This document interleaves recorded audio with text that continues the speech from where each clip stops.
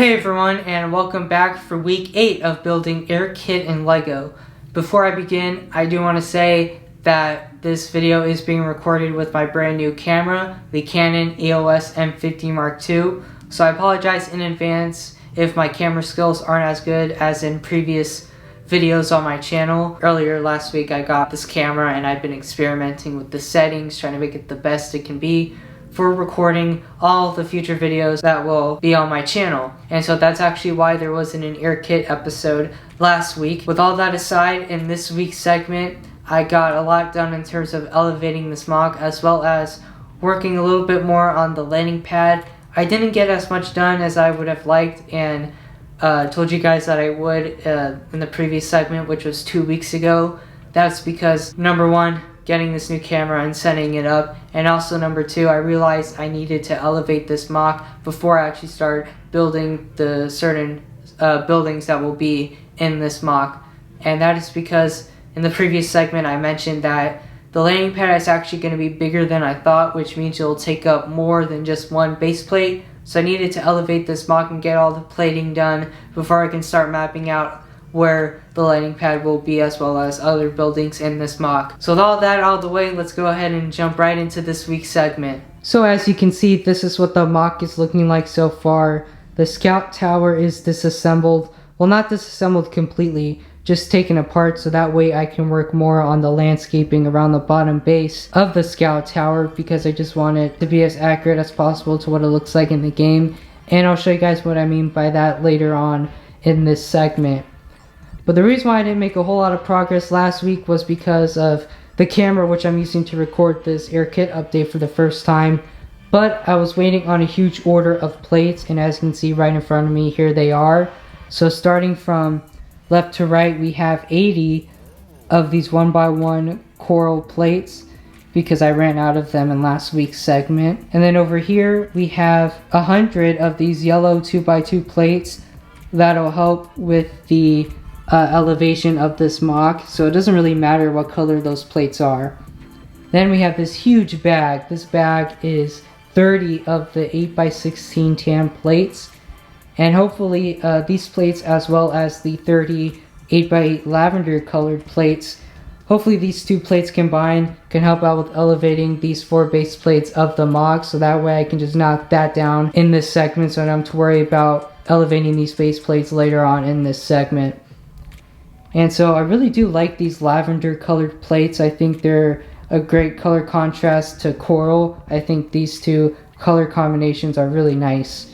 So what I'm going to do now is I'm going to clear out this pile of parts right over here and that pile of parts right over there behind the Imperial shuttle.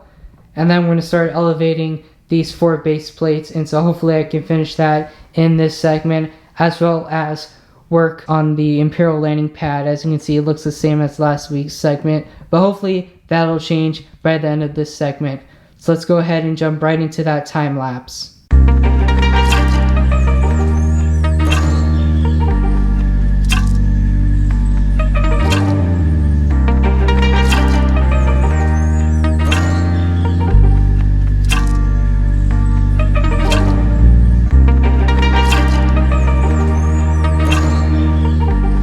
So as you can see after the time lapses, this is what the mock is looking like so far. I did take the Imperial shuttle off of the landing pad so I can show you guys the plating. So what I mean by the plating is that this mock is actually a brick high. Well, here I use a 1x2 plate, but for instance over here I use a 2x2 plates and stack them up, and then I have like these big 8x16 plates to create the elevation for this mock, because it's never really a good idea to start building a mock right off the base plate. You kind of want to elevate it to also make it sturdier, and so I also wanted to elevate it so that way I can have the edges make it look like it was cut out from the actual landscape of the planet. So as you can see, here's all the plating that I did in the time lapses. On this base plate I used a lot of tan plates, especially the 8x16 ones.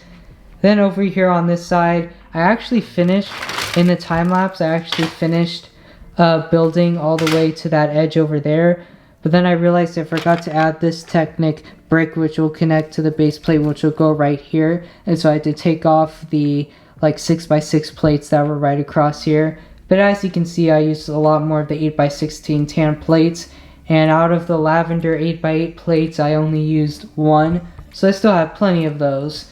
But I am kind of running a little bit short on these plates. Hopefully this plates plus those plates will help out plating off the rest of this base plate right over here, which is where I moved all the piles to. So here's the scout tower back on its bottom base.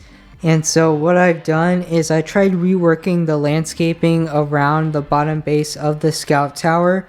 And as you can see, I tried adding those 1x1 coral plates to kind of create like this like line effect, like crack in the ground. And I'm actually going to show a picture up on the screen. So in the game, like in a user's base, whenever they place down a building somewhere on the landscaping, there's like these edges all throughout or coming out right off the bottom base of whatever building they place down, or whichever building is on the landscape.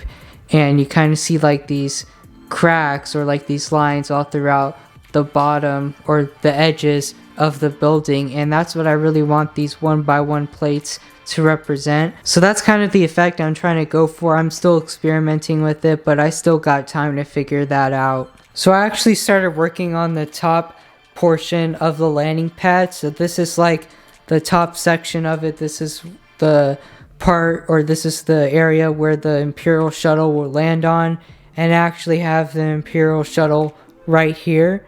So if I try putting it on there, hopefully it won't break. There you go. So that's the end goal of what it's supposed to look like at the end. I think the landing pad, especially this black little pattern with the white stripes, I think that looks really good with like the medium blue tiles on the edges. But this angle right here looks really good. So this is really all I had time to work on this week, was just this top section. I wish I got more done, but unfortunately the plating or the elevation of this MOC is crucial for me to start working on the buildings and where they're going to be placed. So as you can see, I need to move this landing pad forward, and so I don't have the elevation ready here, so I can't move it forward. I have this part ready, but I need plate elevation in this section. But unfortunately, like I mentioned earlier, I ran out of the 2x2 plates to do that. But I did place an order for more 2x2 plates, a lot more actually, and also some more just like 1x4, 1x6, just a lot of 1x plates as well, just for filler plates, and also why not. So again, this is really all the progress I was able to make this week. It doesn't seem like a lot, but that elevation is really crucial to make this MOC happen and to start working on the actual buildings and trying to finish up this landing pad. I know I promised you guys that this landing pad would be finished soon, but unfortunately I'm just gonna have to wait until I can get the plate elevation done. So this is going to be rather a short segment. I know I really promised a lot more would be done, but unfortunately I ran out of the 2x2 plates, which are crucial for the elevation of this MOC. But this is all the progress I was able to make this week, so let's go on to the closing of this video. So this is going to conclude week 8 of building Air Kit and Lego.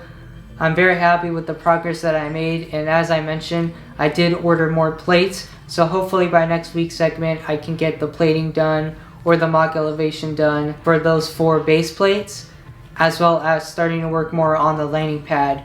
I wanted to get like some of the edges done, like the actual building structure, but I needed to get the plating done before I can start building that. So instead I started building the top, which is where the actual vehicle, the Imperial shuttle, will land on. So I really like how the way that top part is looking like so far.